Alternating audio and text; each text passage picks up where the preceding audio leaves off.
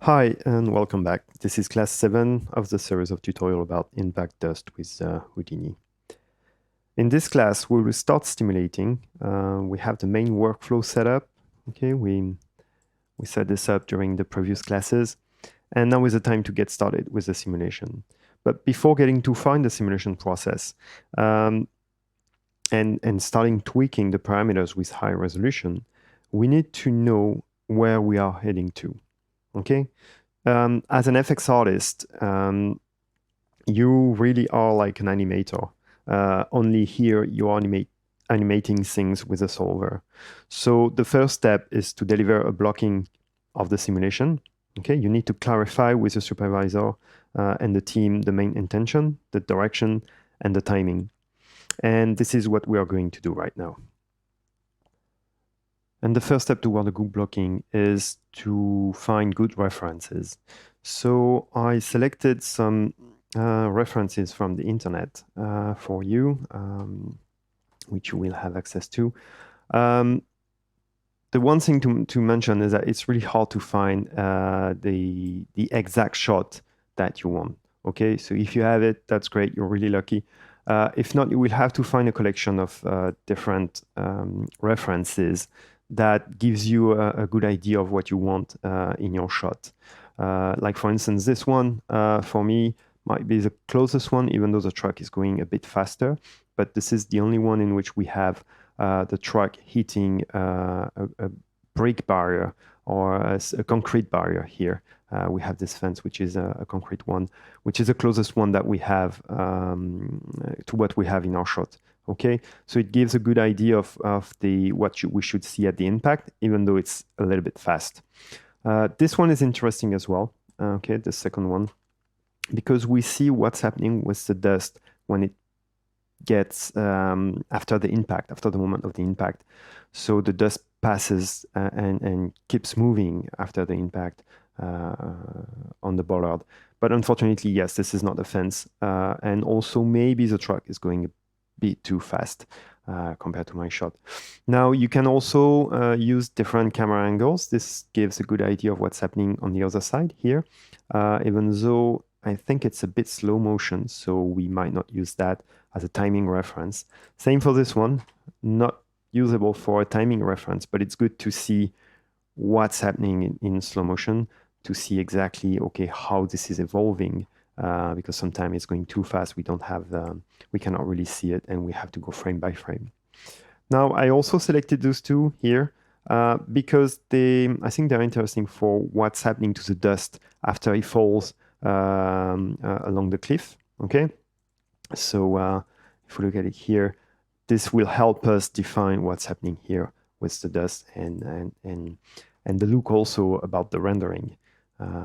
Okay, so yeah, as I said, you will need to find a collection of references.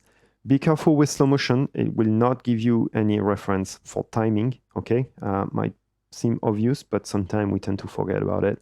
And also sometimes we think that, oh, well, this is fine. But actually, I think this one is a little bit of slow motion, okay? It's not as slow as this one, but I think this one is a tiny bit of slow motion, while this one is real time, definitely. Okay, so you will have to be careful about this and try not to match something which is not real time. And finally, you should always get your references approved by your supervisor before starting your shot. Okay? Don't start and work and then in about like 2 days you say, oh, by the way, this is my reference. And then you will say, and your supervisor will say, well, no, I don't like this. Okay? So first of all, you get your references and you get them approved, and then you start working on the shot. Okay, so now we found good references. I think the first thing we should get to work on is the impact, the moment of the impact. Now, obviously, if we start working with the falling of the dust here with the references, and then we work on the impact, it might change what's happening just behind, which is just after, which is the moment of the falling. So we might tune a few things here, and then it might not be relevant anymore. So we are going to work with the impact. And the first thing I can see here is that there is not enough information of velocity from the debris, okay, from the fragment. If we look at the fragment here, there's not much velocity here to give inside the simulation, to emit inside the simulation, to give this feeling of explosion, of impact on the dust. So what we need to do is add another emitter to be able to give this velocity in there and to inject this velocity inside the simulation. And the best candidate for that is obviously the truck. So I'm going to create a new geometry here. Okay, I'm going to call that truck emitter. Okay, I'm trying to keep the same naming convention. This will come handy when we will duplicate the setups, and you will see that quite immediately.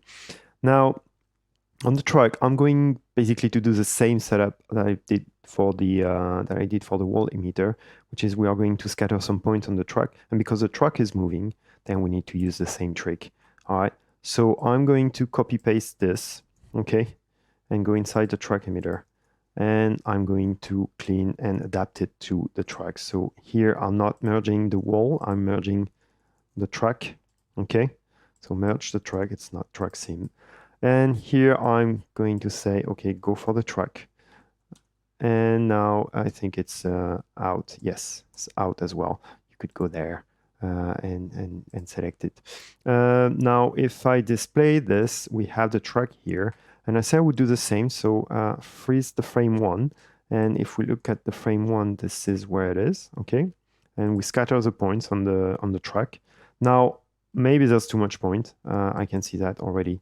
So I'm going to drastically reduce the number of points because I don't need that much point. I think that's enough. We don't need that much definition here for the truck, okay? Because when we are going to emit the velocity in there, inside the simulation, sorry, I need to go there to see my actual velocity. When we are going to emit the velocity, we don't need the precision of the truck. We don't need the shape of the truck. So we don't need that much point here to define the truck. So I can go even to something lower than this. Okay, and here now I have my velocity. That's good. And then what I need to do is to convert that to a volume. So let me save this as I should have started the whip. Yeah. Okay, overwrite this. So let me go to, now I say the wall emitter. And we need to cache, so we need to rasterize this. We need to cache, and then we will need to re-import this. I'm going to use this as well. So I copy this, go to the truck, and paste this here. Okay, so if I put that here, there, and just a bit of cleanup. Okay, here the rasterize, I'm going to increase the voxel size just so it doesn't go too crazy. And if I'm going to hide this. If I look at it, okay, we don't see anything. Why is that? It's because the display is programmed to display only the density and not the velocity by default. So you need to lay down a volume trail. Okay, you're going to use the points as input. This needs the points to trail. And there you need the velocity, the velocity volume that you want to trail onto the point. And then when you display this, it's magically happening. You don't even have to define the velocity volume, but you could if you want. Okay, so I see my velocity here. If you have any doubt about this, well, you could do an attribute wrangle and do some kind of v add v times equal 0. So multiply by 0, you don't have anything. Multiply by 10, okay, and you can see that you have something, and multiply by 100, and you see that it's actually changing. All right, so good, it's working. Now we are going to cache that. Let's check we have the correct naming here, okay? Because of the expression, I am actually working into the animated. I will be caching into the animated folder. It's using the name truck emitter. It's using here the operator name volume, which is good. This is what I want. Okay, so it's going to cache that in the correct folder. And I want to cache from frame 31 to frame 100. So that's good. Okay, let's check. This one is linked. Just check that the file is correct. It is correct. Great. So I'm going to save and then cache that to disk. It's fairly fast and it's done. Same here. I try to display this, but it's not working. So I'm going to keep the points here, but I'm going to use this volume instead and see if it's actually working. Yes, it is. Good. So we have this now. Okay, so the track is getting in there. We have the points. The volume trail, anything that is 0 doesn't have any velocity, I think. Is it? Is it correct? No, okay, so there's something. Let me check with the original. Um, okay, so here we have, and here we don't have. Okay, so something happened there in between. Let me remove that. No, it doesn't. No, should not, but just in case. Okay, so something happened there. Maybe I need to get rid of the density here because I don't want to cache the density. That's something I did wrong. I'm going to recache that because, well, I don't know. I don't know what's happening. So I'm going to recache, do the cache again. Okay, save to disk. Okay, reload the geometry. No, it's not changing anything. Okay, so maybe this is something due to the 16-bit. No, it isn't. All right, so something is wrong somewhere. I need to, let me check if it's this. I shouldn't, but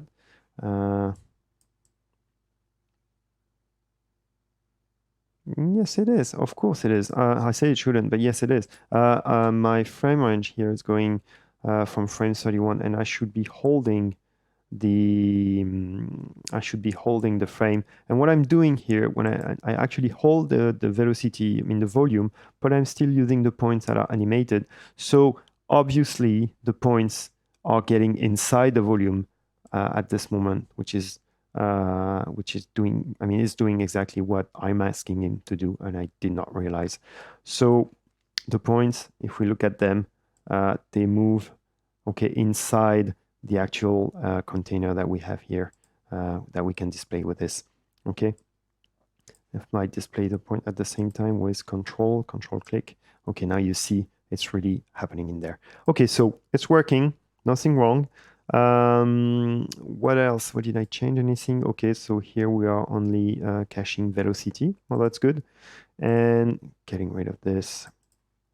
Okay, and I don't need to display the emitter. I'm going to keep this volume tray here.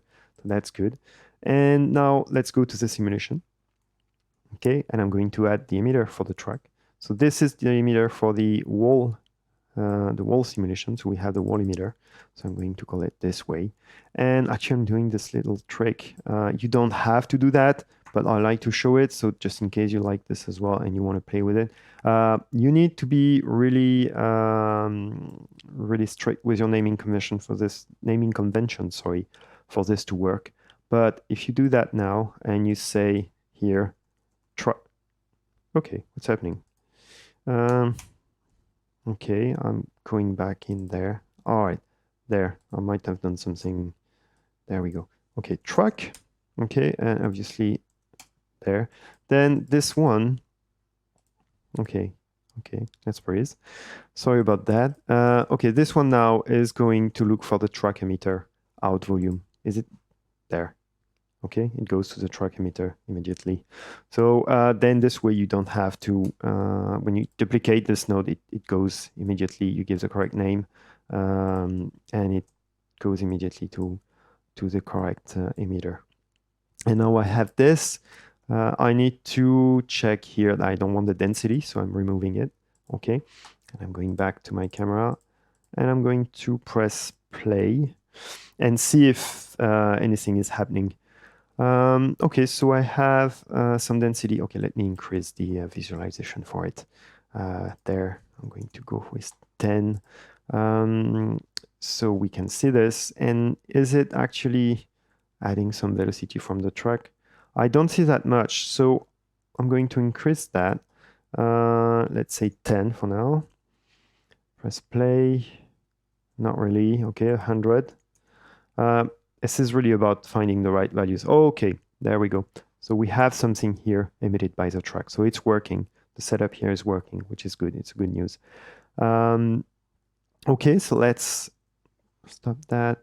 Go back up there.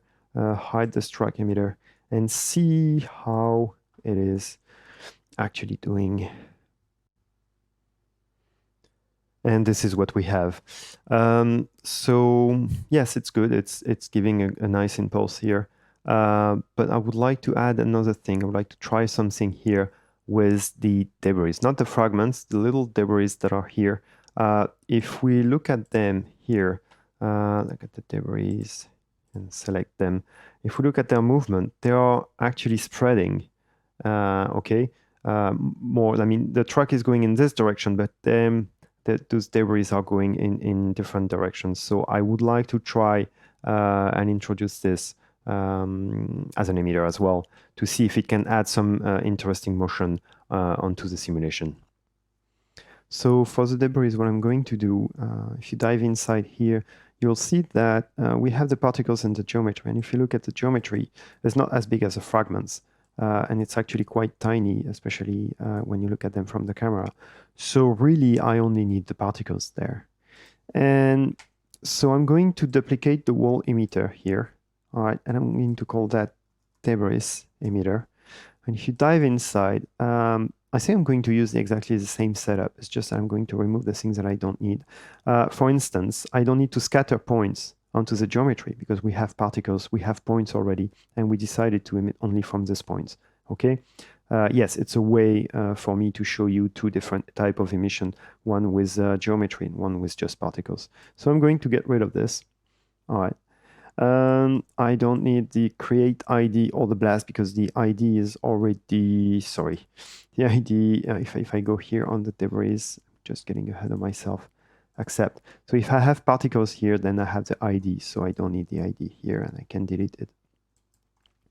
Now, I'm going to visualize here and see if the density is still correct. So I create it, that's great. Then I randomize it on the point. The randomize is a bit, yes, it's a bit harsh there. So we have now a better repartition there of the randomize, which I prefer.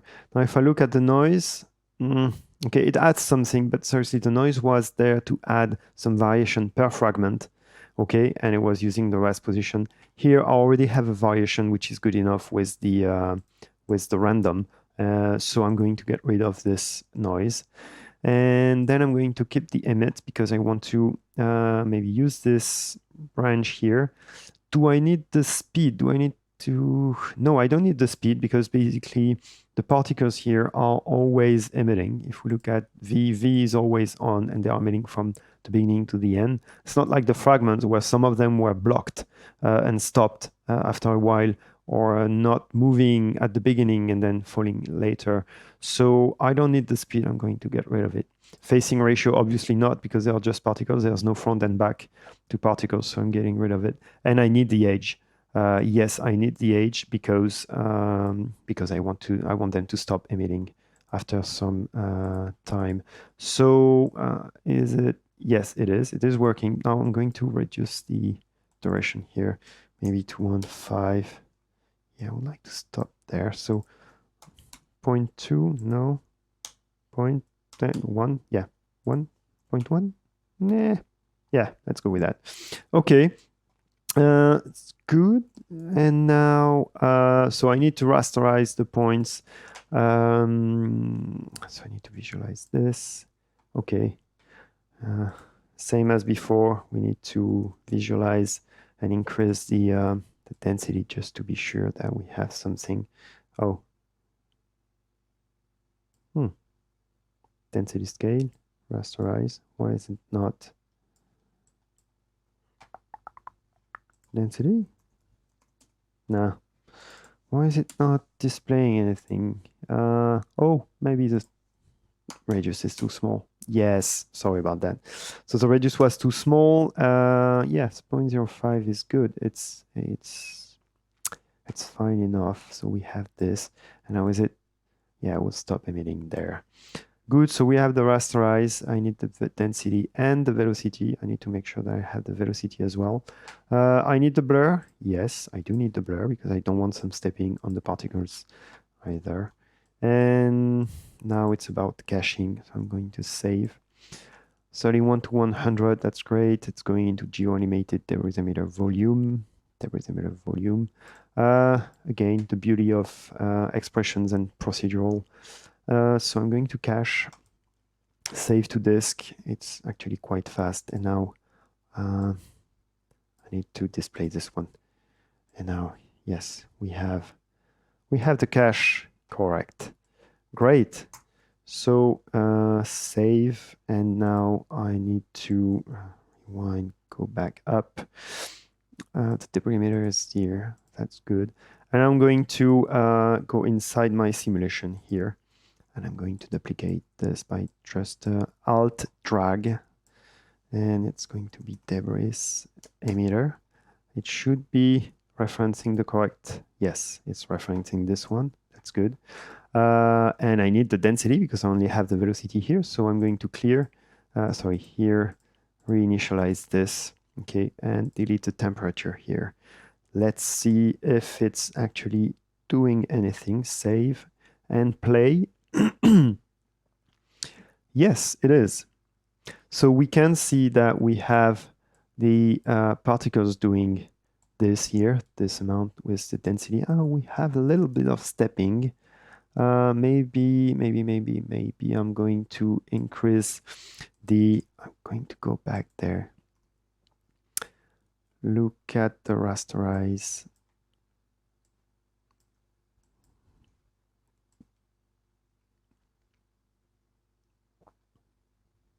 That's weird.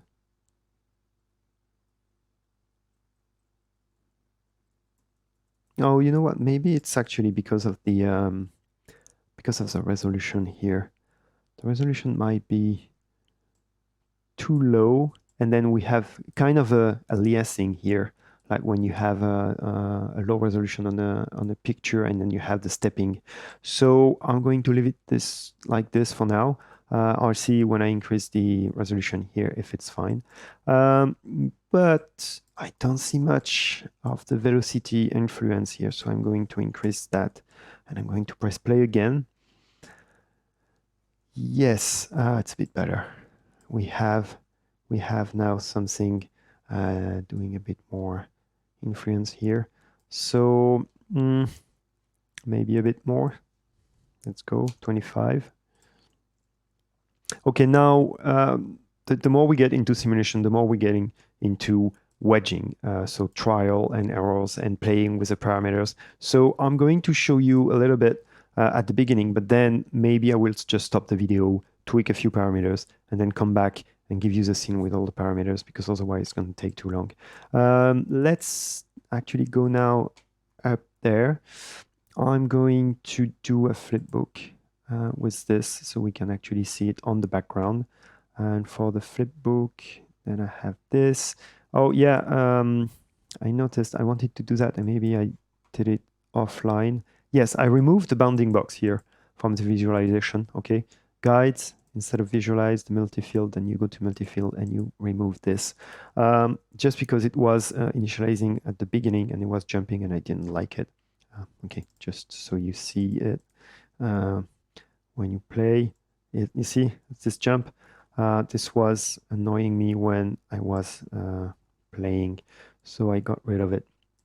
Good, so I'm going to do a flipbook, and I will be back in a couple of seconds. And there we go. So the flipbook is ready. And this is what we have. So with the influence of the truck and the debris. Okay, good. Not too bad. Not too good either. But we have something working. We see that the particles are doing something and adding some velocity, same as the truck. Now I definitely miss some density. So I'm going to increase the density from the fragments. And maybe I'm going to reduce the velocity from the debris, or actually give a curve. Maybe I'm going to animate the actual emission here. So now the good thing is that I cached it, so I don't need to go back to the cache. I can just play with this, and I can animate this maybe. Same with the density. I can animate something at the beginning. I don't know. I'm going to play a little bit with the parameters, and I'll come back with a new flipbook, and then we are going to discuss it. Okay, so it's a new flipbook with a bit more density. Also here I keyed the I keyframed the emission here. Definitely not happy with what I see. I mean, there's a lot to improve, but it's good. I wanted to show you here what we had because the first thing I see that this is staying static. I think there's not enough velocity emitted here. And I think it's because of the resolution. Okay, so I'm starting lacking of resolution now. So it's good to start working with a low resolution here, okay, with a division size, which is quite big, because you get fast turnaround, okay? So you get to see, test, see if it's working, increase the velocity. But then if you want to actually see some details, and remove all the artifacts, or actually track down the artifacts and debug, you need a little bit more resolution. So I'm going to reduce the division size. Okay, I think I'm going to go with 0.07, and I'm going to do a new flipbook. I wanted to show you something. This is what I've done to make this one. So you go to render, you do a new sequence. What is it going to do? It's going to save this one, and you can go with Window Alt L. Okay, here sequence list, and you will have the sequence. It's creating a new sequence for you. This is what I did before. So this was the previous version. Okay, and then this is the version that I made recently with the keyframe. And now I saved, I did a new sequence, though it's not creating the sequence now, but when I'm going to do the flipbook, so again, go to camera, go up, display this, and press record, then I have a new flipbook here coming. Okay, so we can see the difference. We can compare them together. All right, good. So I'm going to escape here. I'm going to create a new flipbook with the actual resolution of 0.7, and I will get back to you with the new flipbook. Okay, so this is what we have for the new resolution, the resolution of 0.007. Come on, let me go back here. 0.07. This is what we have. Definitely a bit more detail, even though we still need to go for that. Then we see here, if I stop that we have less stepping than before. If we compare that, okay, you can see here, and even here, maybe I need to, yeah, here was already, yeah, you can see that we have a difference here. Okay, so we improved the stepping quality here, so we removed the stepping. Now we still see this, and it's not really tracked with the velocity. So I'm going to tweak again the parameters, maybe increase the density, maybe come back with some new parameters there, and I'll come back with a new version. And so this is what we have with the same resolution, but what I changed, well, besides the emission somewhere, I changed here the max substep. I set it to 2, okay? And this is now what we have. So if we compare it with the previous version, obviously the velocity is changed because I used the max substep of 2, so now we have more substep to compute the velocity a bit more precisely. And then if I pause that, go here, then you can compare the two differences here. Now, there's something that can help also visualize the quality, is the quality inside the viewport. So what I've done, two things. The first thing here that you can check on your side is to go to the display option here inside the viewport. You press D. You check that your volume quality is at least normal. Okay, I could go high, but sometimes it causes problem with my graphic card, so I leave it to normal. But if you have a good graphic card, you can try and go to high. Then the next one you can check here is HDR rendering. Okay, so you have to check it on. And the last one, if you want to see the difference, this is the difference between the two. Okay, last one, if you go to texture, you should limit the resolution, but by default it's 126 or something, or 256 or 128. put it at least to 512, 512, and 512, and here as well for the 2D textures. But 3D textures for the volume, and then you should go to 512, 12, and 12. Also here, HDR textures, you should go to full HDR, because if you reduce that, then you have a lower quality. So you should go for that. Obviously, depending on your graphic card, but I assume you would have a better graphic card than I have. So there's this. Also, if you go to the visualization here, you have this max visres. This is the same as the limit resolution here, and it's actually overriding the limit resolution. So if I put 128 here or even 64, then you see that the quality is actually decreasing or increasing, and it's really overriding the other one. So even if you put lower quality like 128, like I showed you, it reduces the quality. But if you put 1024, it's going to increase it. I don't have the graphic card for that, so I'm going to leave it to the default, okay, which is I'm going to the default here, 128. I'm going to leave it with the default that I have in my settings. With the option of checking this on in case I have problem, I can actually limit here the quality of my visualization. This one is also available here on the volume visualization. You can see it here, and you can reduce it as well, okay? And sorry, one last thing I did is I activated my lighting here and the env. Okay, so you could go here and enable in viewport. And you can see now it's actually helping to read the volume and see how the light is going to interact. It's not the best, but it's still better. And so if we go and look at the simulation, this is the difference between the two. So you can start seeing the variations in density. You can start seeing some interesting patterns. Definitely not the final one, but at least you can improve the quality and see and read it a bit better. So it's worth mentioning, and it's worth playing with it. Now, the next thing I'm going to do, because we are still in the blocking process, but we are anticipating our workflow for the future wedges we are going to do. I would like to show you the differences between various resolutions here. And basically what I'm going to do is a resolution of 0.1, a resolution of 0.07, and maybe a resolution of 0.04. So each time decreasing the division size. Why am I going to do that? So I want to show you the differences in the simulation while we increase the resolution, I mean reduce the division size. This will give us a good idea of what changes when we increase the resolution, okay? And it's good to work like this because it's impossible to work all the time with the full maximum resolution and definition.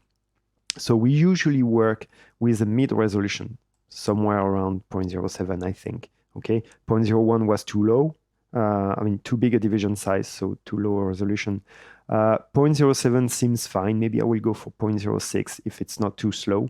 But it's good to know and anticipate what it's going to be when we are actually reducing the division size. So I'm going to do that, and I will come back in a minute.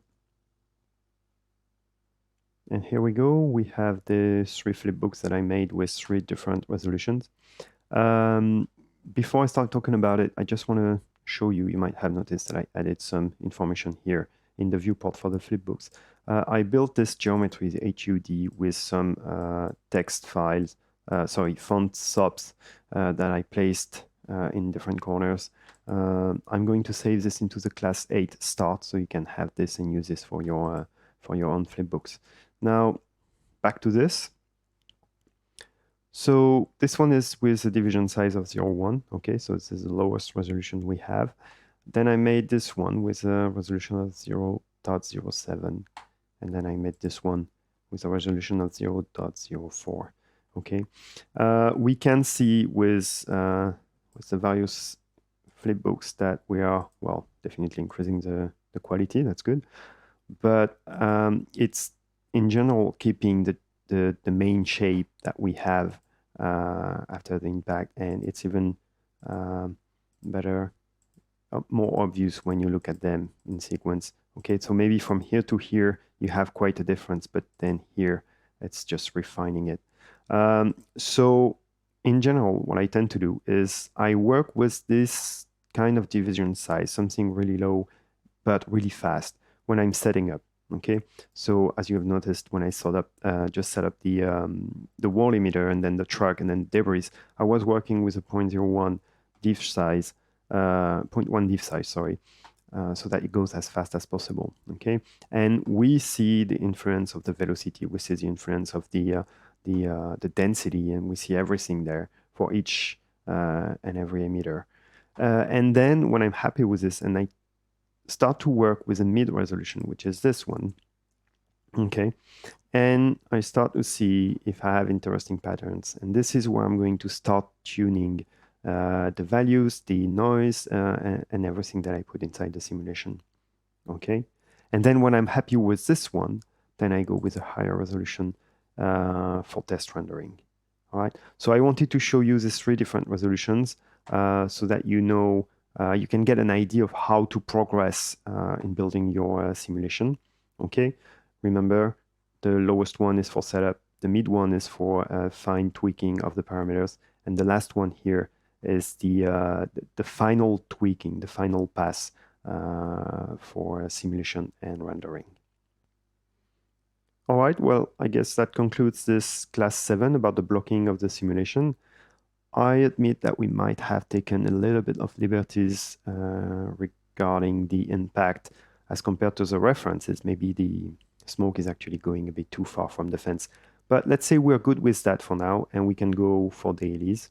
All right, and we can ask the supervisor for his advice and what direction he would like us to take, what changes he wants us to do for the next iteration. Okay, and so that's it. I say goodbye, and we see each other again soon for class 8. Goodbye.